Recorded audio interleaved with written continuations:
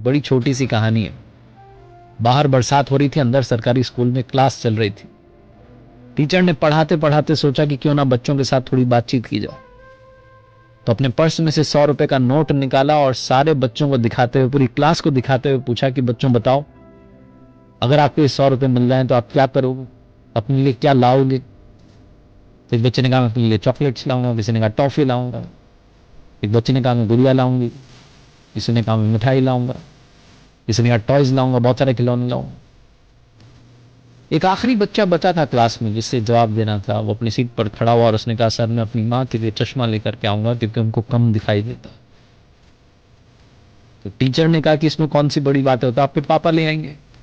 Class के बाकी बच्चे हंसने लगे इस बात पे।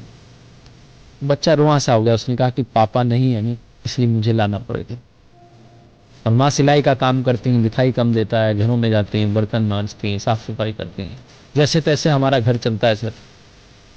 अगर 100 रुपए मिल जाएंगे तो शायद चश्मा ले आऊं, माँ को थोड़ा ढंग से दिखाई देने लगे, उनकी आंखों पर जोर पड़ना कम हो जाए। टीचर इमोशनल हो गए, पूरी क्लास में सन्नाटा छा गया। टीचर गए जाकर के सर ने वो जो 100 रुपए का नोट था उस बच्चे को दिया और कहा कि बेटा ये मत सोचना कि मेरी तरफ से गिफ्ट, ये 100 रुपए तुम्हें उधार दे रहा हूं। अभी तो जाओ, जाकर के माँ के लिए चश्मा लेकर के आओ, लेकिन याद रखना जिस दिन बड़े आदमी बन जाओ, बहुत सारा नाम कमाओ, ये 100 रुपए का नोट मुझे लौटा देना, मेरे 100 रुपए तुम पर उधार है। लड़का बहुत मेहनत करता है, बहुत पढ़ाई करता है।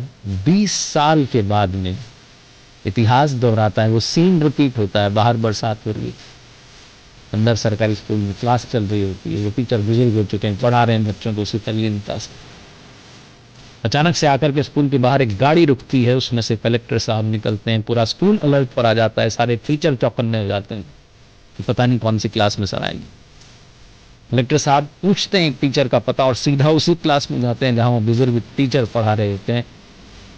विद ड्यू परमिशन क्लास में एंटर करते हैं और जाते ही कलेक्टर साहब बुजुर्ग टीचर को प्रणाम करते हैं, चरणों में सर झुकाते हैं और कहते हैं सर आपने पहचाना नहीं, आज से 20 साल पुराना वही स्टूडेंट जो अपनी माँ के लिए चश्मा खरीदना चाहता था, आपने 100 रुपए उधार दिए थे।